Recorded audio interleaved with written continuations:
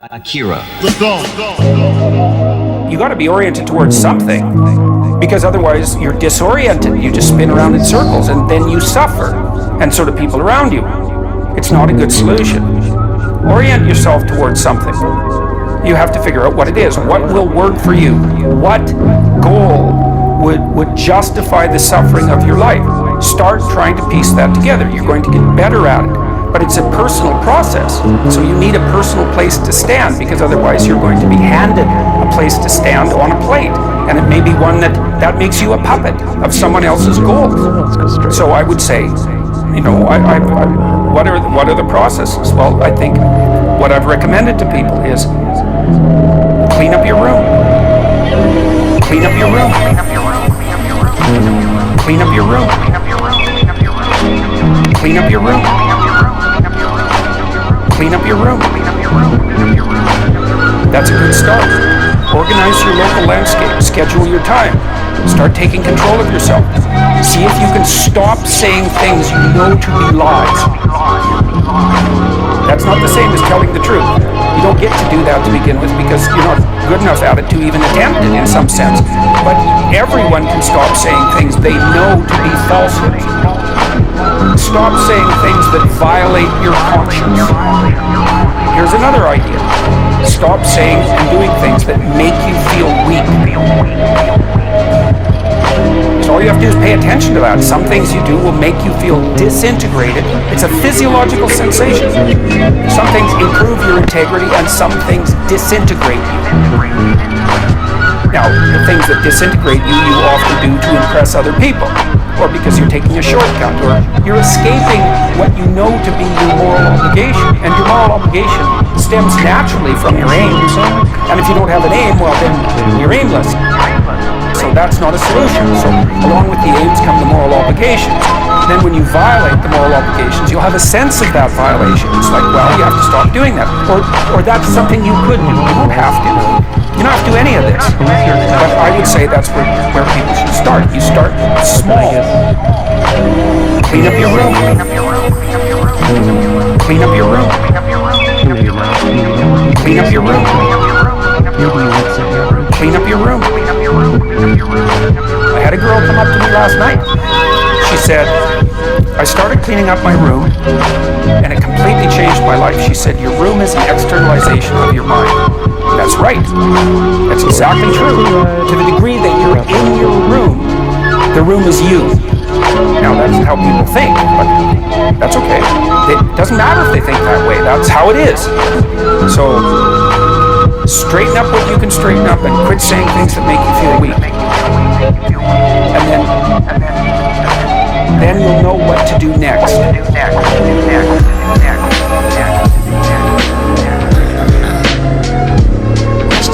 Do you have problems in your life that you're not addressing that you could solve? An answer is yes.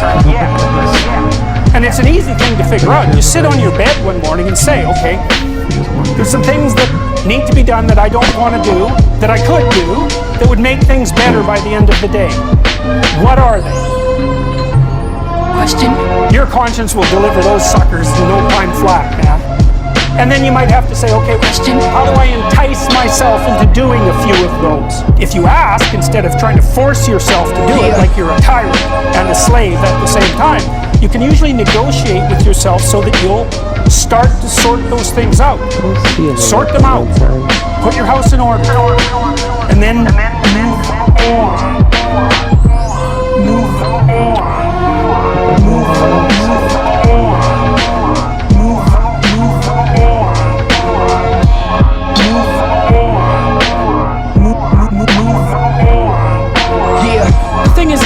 You have a practice domain. There are things that are within your grasp that you could fix. Fix them, and you'll learn. It will make you grow very, very rapidly, and then you'll be able to sort out more complex problems without making them worse.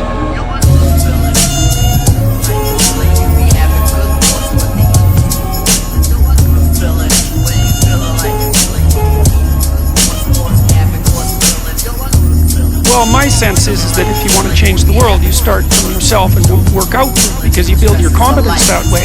It's like, I don't know how you can go out and protest the structure of the entire economic system if you can't keep your room organized. Yeah, isn't that an issue with people though, that they always want to enact some sort of control over the outside world when their inside is all fucked up? Well, I think there's some truth in that. I think there is truth in that. I mean, people try to change the outside world for lots of ways, but many of those ways aren't just pure good. I was trying to produce something that was a counterposition to this idea that what you should do is go out and fix up other people. You know, that's just not right. There's a New Testament line about that, something about, you know, not worrying too much about the speck in your neighbor's eye when you have a log in your eye.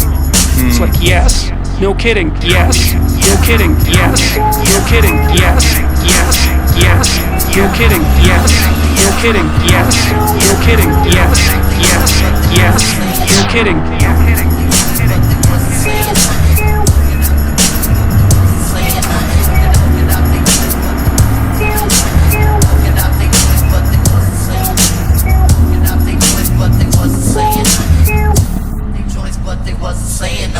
Let's say you want to sort out your room and beautify it. And let's say that all you have is just a little room, like you're not rich, but you've got your damn room and you've got this space right in front of you that's a part of the cosmos that you can come to grips with. Well, a room is a place to sleep. And so if you set your room up properly, then you figure out how to sleep and when you should sleep and how you should sleep. And you figure out when you should wake up. And then you figure out, well, what clothes you should wear, because they have to be arranged properly in your dresser. And then you have to have some place to put your clothes. If you're going to have some clothes, you have to figure out what you're going to wear those clothes to do, right?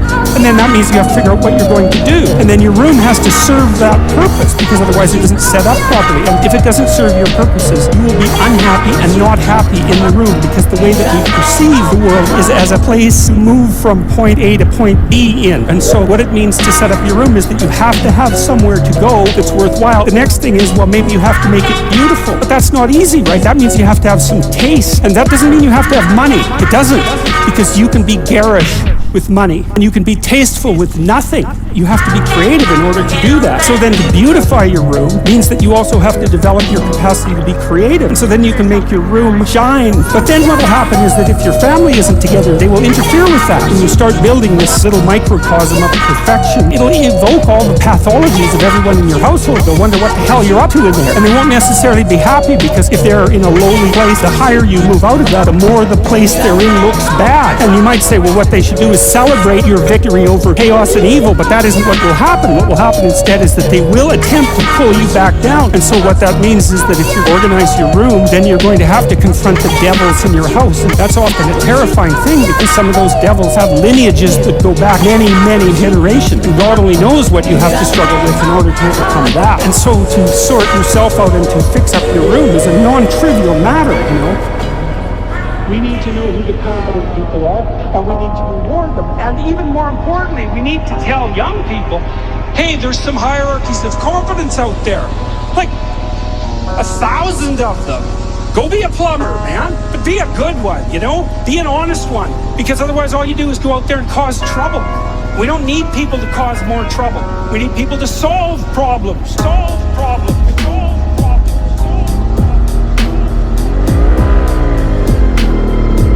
We need people to solve problems, solve problems, solve problems. We don't need people to cause more trouble. We need people to solve problems, solve problems, solve problems, solve problems. Go be a plumber, man.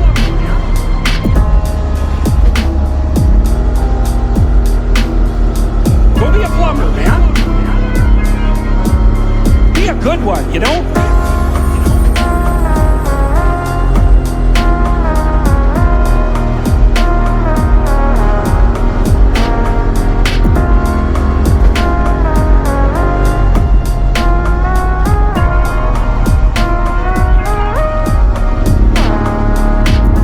You know, and so you can be a tradesman, and you can make a lot of money as a tradesperson. It's a bloody, reliable, honorable, forthright, productive way of making a living, way of making a living, way of making a living, way of making a living. And there is a hell of a lot of difference between a working man who knows what he's doing and one who doesn't. both in terms of skill and ethics, right? And you work with someone who knows what they're doing, it's a bloody pleasure. They tell you what they're gonna do, they tell you how much it will cost, they go and do it, it works, and you pay them. Perfect. Everyone's happy. And that's what happens when you have genuine hierarchies of competence.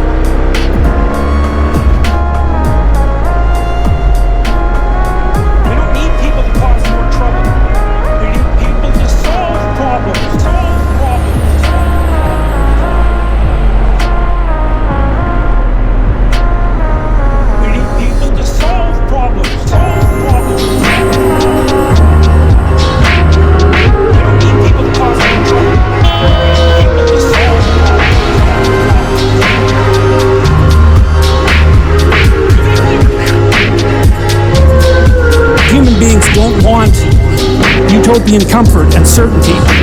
They want adventure and chaos and uncertainty. And so that the very notion of a utopia was anti-human, because we're not built for static utopia. We're built for a dynamic situation where there's demands placed on us and where there's the optimal amount of uncertainty.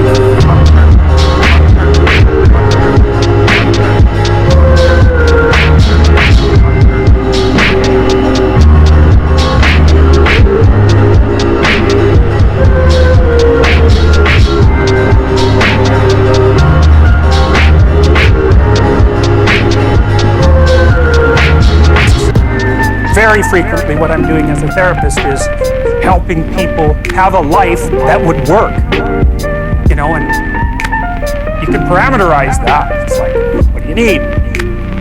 How about some friends? That people kind of like that. How about an intimate relationship with someone that you can trust, that maybe has a future? That'd be good. How about a career that puts you in a dominance hierarchy somewhere, so at least you've got some possibility of rising, some possibility of stabilizing yourself, and a schedule and a routine, because no one can live without a routine. You just forget that. If you guys don't have a routine, I would recommend, like, you get one going, because you cannot be mentally healthy without a routine. You need to pick a time to get up, whatever time you want, but pick one and stick to it, because otherwise you dysregulate your circadian rhythms and they regulate your mood. And eat something in the morning. I had lots of clients who've had anxiety disorders. I had one client who was literally starving. Very smart girl. People very little bit too late. Would you sing one of my favorite numbers on me? Oh, I will be glad.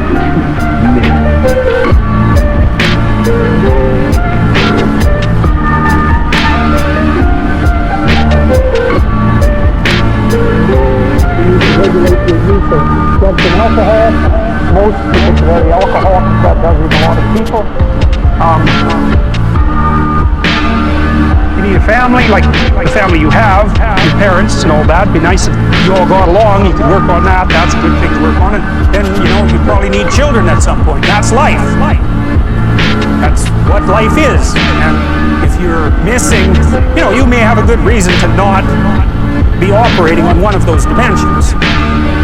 It's not mandatory, but I can tell you that if you're not operating reasonably well on 4, I think I mentioned 6, if you're not operating reasonably well on at least 3 of them, there's no way you're going to be psychologically thriving. And that's more pragmatic in some sense than psychological, right? Human beings have a nature. There's things we need.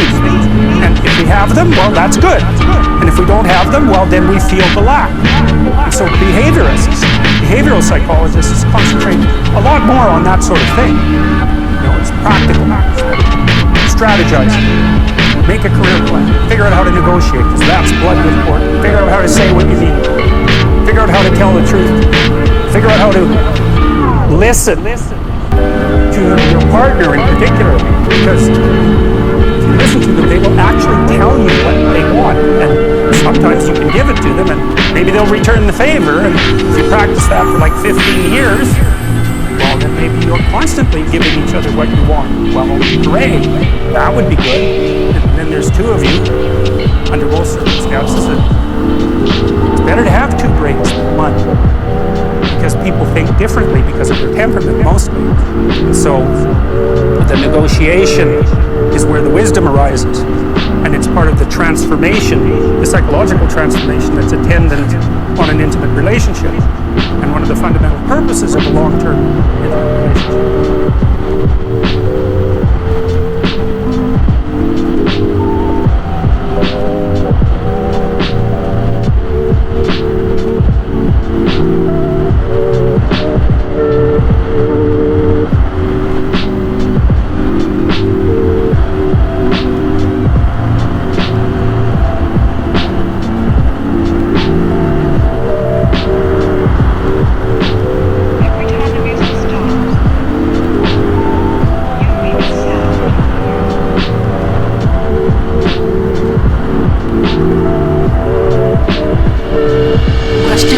What were you like when I was 25?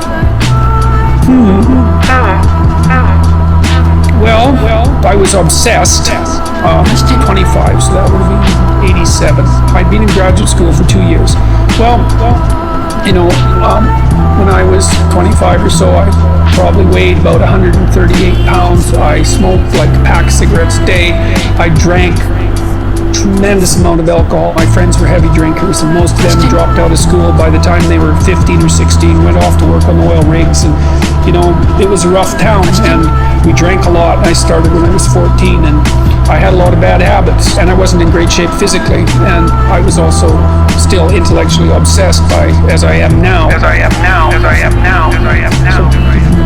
That would have been in 85, but I decided around then, about 85, 84, something like that, maybe a little earlier, that I was really going to try to get my act together, and so I started doing that. I first of all, I quit smoking.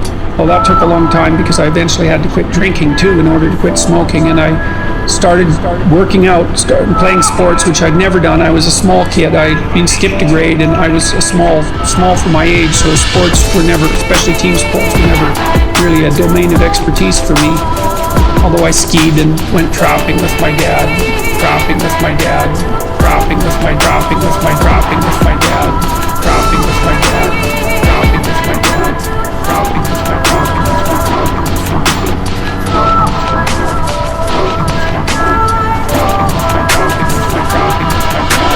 Dropping with my dad, dropping with my dad, dropping with my dropping with my dropping with my dad, dropping with my dad, dropping with my dad, dropping with my dropping with my dropping with my dropping dropping with my dad, dropping with my dad, dropping with my dropping with my dropping with my dad. The sons of Noah that went forth of the ark were Shem and Ham and Japheth. And Ham is the father of Canaan. These are the three sons of Noah, and of them was the whole earth overspread. And Noah began to be a husbandman, and he planted a vineyard. And he drank of the wine and was drunken, and he was uncovered within his tent. And Ham, the father of Canaan, saw the nakedness of his father, and told his two brethren without. And Shem and Japheth took a garment and laid it upon both their shoulders, and went backward, and covered the nakedness of their father, and their faces were backward, and they saw not their father's nakedness. And Noah awoke from his wine, and knew what his younger son had done unto him. And he said, Cursed be Canaan, a servant of servants shall he be unto his brethren. And he said, Blessed shall be the Lord God of Shem, and Canaan shall be his servant. And God shall enlarge Japheth, and he shall dwell in the tents of Shem, and Canaan shall be his servant. And Noah lived after the flood 350 years, and all the days of Noah were 950 years, and he died. And the whole earth was of one language and of one speech.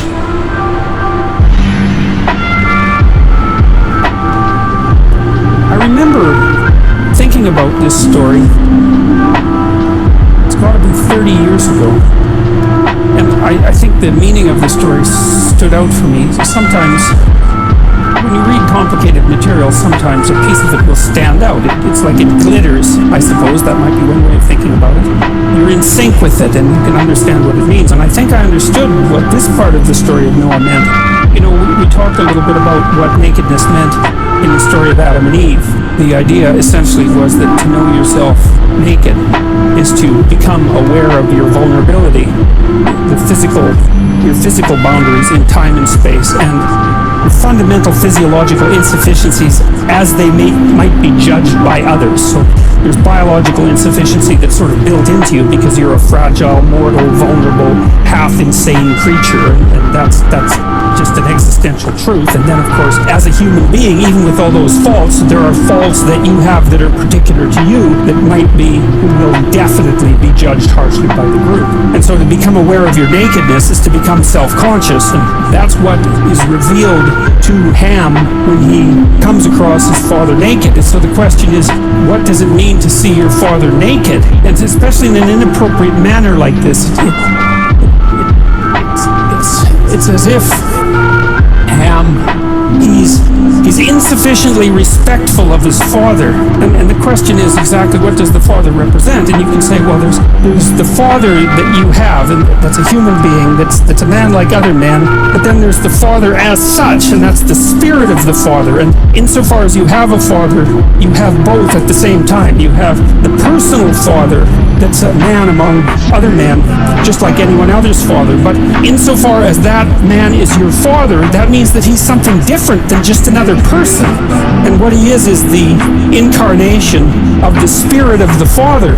And to see that, to disrespect that carelessly, Noah makes a mistake, right? He produces wine and gets himself drunk, and you might say, well, you know, if he's sprawled out there for everyone to see, it's hardly Ham's fault if he stumbles across him. But the book is laying out a danger, and the danger is that maybe you catch your father at his most vulnerable moment, and if you're disrespectful, then you transgress against the spirit of the father. And if you transgress against the spirit of the father and lose respect for the spirit of the father, then that is likely to transform you into a slave.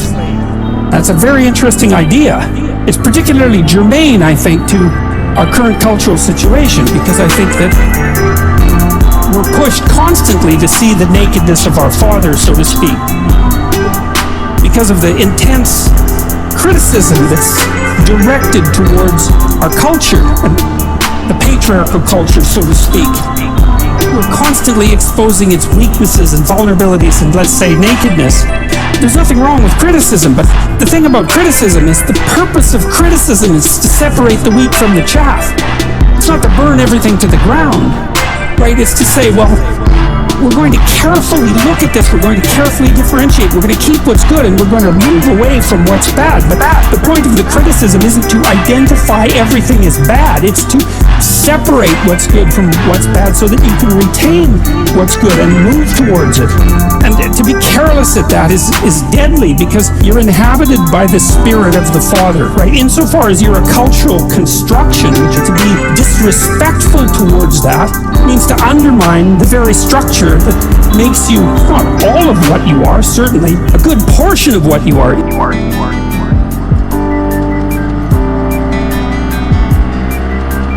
If you pull the foundation out from underneath that, well, what do you have left? You can hardly manage on your own. It's just not possible. You're a cultural creation. And so Ham makes this desperate error and is careless about exposing himself to the vulnerability of his father, something like that. He does it without sufficient respect. And the judgment is that not only will he be a slave, but so will all of his descendants. And he's contrasted with the other two sons who, I suppose, are willing to give their father the benefit of the doubt, something like that. And so when they see him in a compromising position, they handle it with respect and don't capitalize on it. And maybe that makes them strong. That's what it seems to me. And so I think that's what that story means. It has something to do with respect.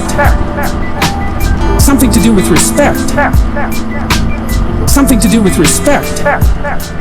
Something to do with respect. You know, and the funny thing about having respect for your culture, and I suppose that's partly why I'm doing the biblical stories, is because they're part of my culture. They're part of our culture, perhaps, but they're certainly part of my culture. And it seems to me that it's worthwhile to treat that with respect, to see what you can glean from it, and not kick it when it's down, let's say.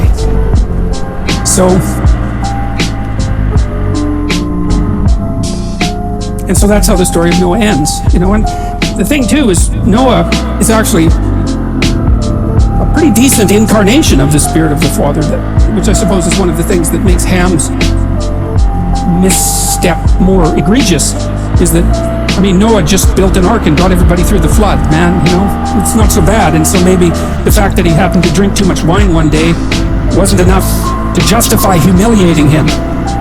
And you know, I don't think it's pushing the limits of symbolic interpretation to note on a daily basis that we're all contained in an ark, right? And that's the ark that, you can think about that as the ark that's been bequeathed to us by our forefathers. That's the tremendous infrastructure that we inhabit, that we take for granted, because it works so well, that protects us from things that we can't even imagine, and we don't have to imagine because we're so well protected.